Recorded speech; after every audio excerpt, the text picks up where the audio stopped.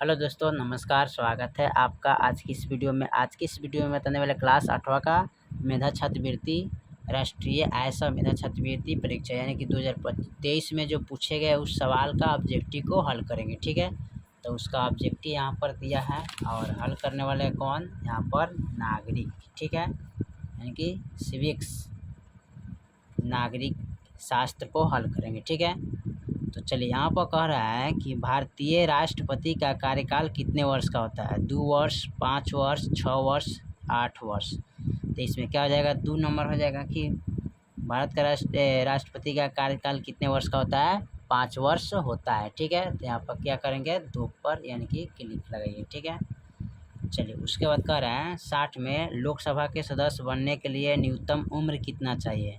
तो 18 वर्ष होना चाहिए कि 22 वर्ष होना चाहिए कि 25 वर्ष कि 30 वर्ष। ठीक है, तो यहाँ पर आपका 3 नंबर हो जाएगा ऑप्शन। ठीक है, कितना होना चाहिए, 25 वर्ष होना चाहिए। ठीक है, चलिए 61 में कह रहा है कानून कहाँ बनते हैं, चुनावी रैली में कि निर्वाचन क्षेत्र में कि संसद में कि कार्यालय में। तो 61 का ऑप्शन हो जाएगा 3, क्योंकि संसद में पूरा सवाल यानी कि कानून बनता है, नियम कानून। ठीक है, संसद से ही पास होता है।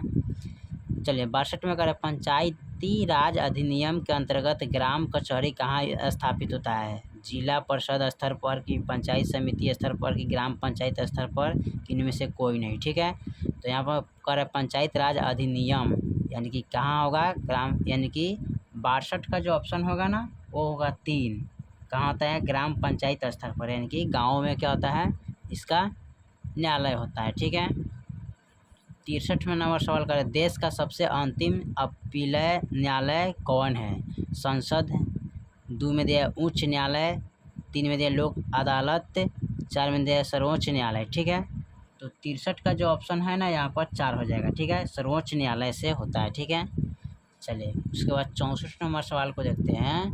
64 में कह रहा है FIR कहाँ दायर होता है, न्यायालय में, थाने में, प्रखंड में कि समाहरणालय में। ठीक है, यानी कि जो केस जो किया जाता है कहाँ होता है, थाने में, यानी कि 64 का जो ऑप्शन होगा ना 2 होगा, थाना में दर्ज किया जाता है FI दर्ज।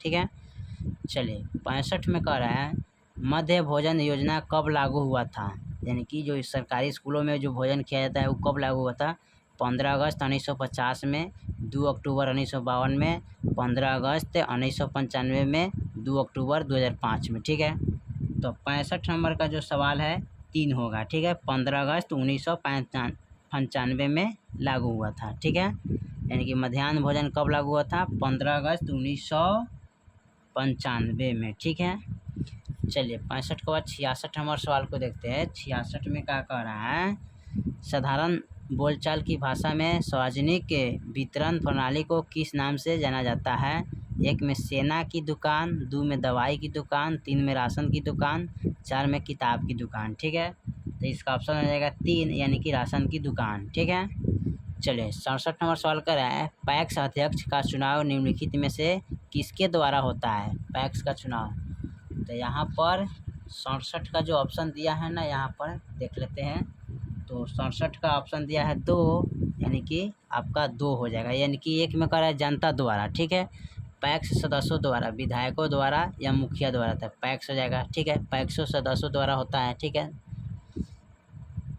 चलिए 68 में कह रहा है कानून शासन का अर्थ क्या होता है, व्यक्ति कानून से ऊपर, व्यक्ति कानून का उल्लंघन कर सकता है, कानून सर्वोच्च है, व्यक्ति व कानून दोनों समान। ठीक है, यानी कि 68 का जो ऑप्शन होगा ना वो आपका होगा 3। ठीक है, यानी कि 3 में कानून सर्वोच्च होता है। ठीक है, चलिए उसके बाद 69 नंबर सवाल को देखते हैं।